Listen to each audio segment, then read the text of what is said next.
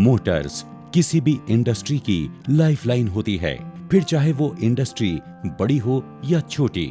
ये मोटर्स पूरे भारत की इंडस्ट्रीज में कई प्रकार के कार्यों के लिए उपयोग में लाई जाती हैं और इन मोटर्स द्वारा खपत की जाने वाली ऊर्जा इस बात पर निर्भर करती है कि इन्हें किस प्रकार के काम में प्रयोग किया जा रहा है। कभी कभी ये मोटर्स खराब भी हो जाती हैं, जिससे यूनिट का काम रुक जाता है। मोटर्स मुख्यतः दो कारणों से फेल होती हैं, मैकेनिकल या इलेक्ट्रिकल। अगर इन दोनों कारणों का वर्गीकरण करें तो मैकेनिकल फेलियर के कई कारण हो सकते हैं, जैसे miss alignment, wrong foundation, structure में खराबी वगैरह। दूसरी तरफ इलेक्ट्रिकल फेलियर के भी कई कारण हो सकते हैं, जैसे वोल्टेज इम्बैलेंस, ओवरलोडिंग, इंसुलेशन का फेल हो जाना।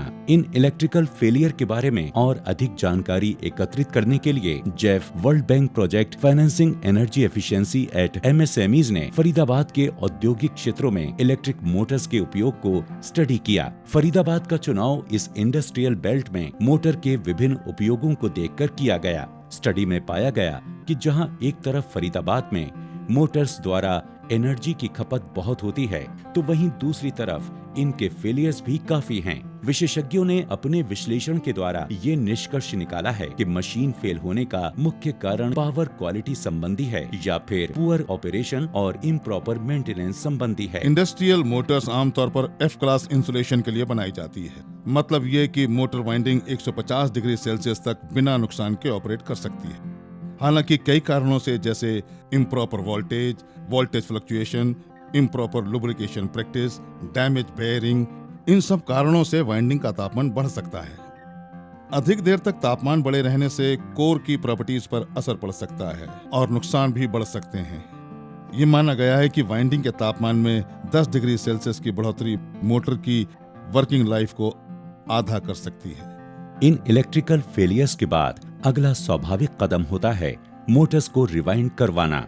जब हमारी मोटर खराब होती है तो उसको हम अपने रिवाइंडर के पास भेजते हैं। उसके रीजंस दो हैं बेसिकली। एक तो cost is very big reason, दूसरा ये है कि मोटर तो एज इट इज पूरी की पूरी यूज हो ही रही है, खाली स्टेटर में ही रिवाइंड हो रही है, रोटर ठीक है उसका।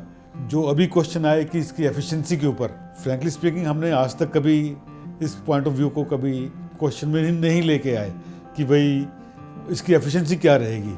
Over a period of time ये मोटर हमको, रिवाइंड की हुई मोटर हमें सस्ती पड़ेगी या महंगी पड़ेगी, वो भी एक बड़ी चीज है।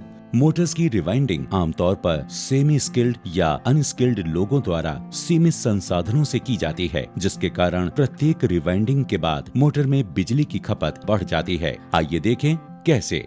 गलत तरीके से मोटर के कवर को खोलने से कोर को नुकसान पहुंच सकता है। पुरानी वाइंडिंग हटाते समय इंसुलेशन डैमेज हो जाती है, जिससे आगे चलकर मोटर फेलियर की संभावना और बढ़ जाती है।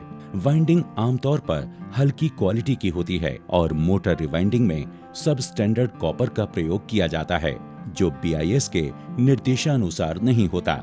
इस क्षेत्र में ट्रेंड या सर्टिफाइड रिवाइंडर्स भी ज्यादा नहीं हैं। इन सभी कारणों से आज ये क्लस्टर प्रत्येक रिवाइंडिंग के साथ काफी एनर्जी लॉसेस झेल रहा है। एक नई मोटर जिसकी एफिशिएंसी लगभग 90% माने तो स्टडी के अनुसार हर 1 किलोवाट पर लगभग 20,000 रुपए का एनुअल एनर्जी लॉस होता है। स्टडी के दौरान पता चला है कि क्लस्टर में एक मोटर के 10 साल के जीवन काल में उसकी 7-8 बार रिवाइंडिंग होती है। अगर प्रत्येक रिवाइंडिंग पर 1% एफिशिएंसी कम होती है तो ये लागत होगी लगभग 45,000 रुपए पर किलोवाट तक। इस प्रोजेक्ट का मुख्य उद्देश्य केवल मोटर में इलेक्ट्रिकल फेलियर्स के कारण बताना ही नहीं था, बल्कि MSMEs और लोकल सर्विस प्रोवाइडर को बेस्ट प्रैक्टिसेस समझाना भी था, ताकि मोटर की कार्यक्षमता बढ़ सके। इसलिए एक पॉकेट गाइड बुक भी प्रकाशित की गई है, जिससे आप जान सकते हैं कि अपने कार्यों के अनुसार सही मोटर का चुनाव, उनका संचालन और उनका रखरखाव कैसे करें।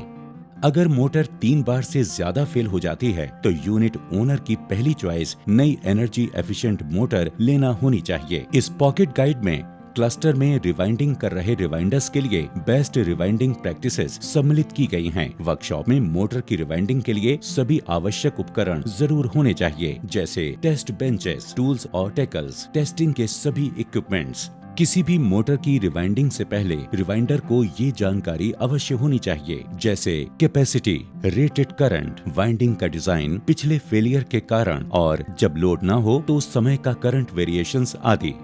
मोटर के केस को या स्लॉट से वाइंडिंग को खोलते समय कभी भी बल का प्रयोग ना करें, बल्कि स्लॉट में से वाइंडिंग निकालते समय थोड़ी गर्मी लगाना बेहतर होता है। एयर पॉकेट्स ना बने, इसलिए इम्प्रेग्नेशन सदा वैक्यूम वातावरण में ही करें। ध्यान रहे कि कोर या इंसुलेशन पार्ट को क्षति ना पहुंचे।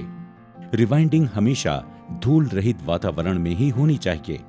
रिवाइंडिंग प्रोसेस के लिए ISI मार्क वाली तार का ही प्रयोग करें।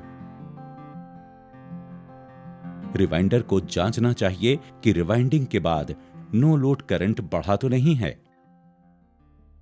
Motors account for almost 40% of the electricity consumption in industry. Consequently, it is very important that they are efficient. This diagnostic study provides us with a range of interventions that can make motors efficient and at the same time save costs for us. In this day and age where Make in India is important, where having a zero defect situation is important, this becomes all the more important that we move towards energy efficient motors. You benefit because your costs go down. The nation benefits because we have to invest less in energy. And the world benefits because of lower carbon dioxide emissions. Let us work together to move towards a energy efficient motor future. अब समय आ गया है कि उन सभी तकनीकों और तरीकों को अपनाया जाए जिनसे आपको अधिक लाभ प्राप्त हो, ऊर्जा बचे और राष्ट्र निर्माण में मदद मिले।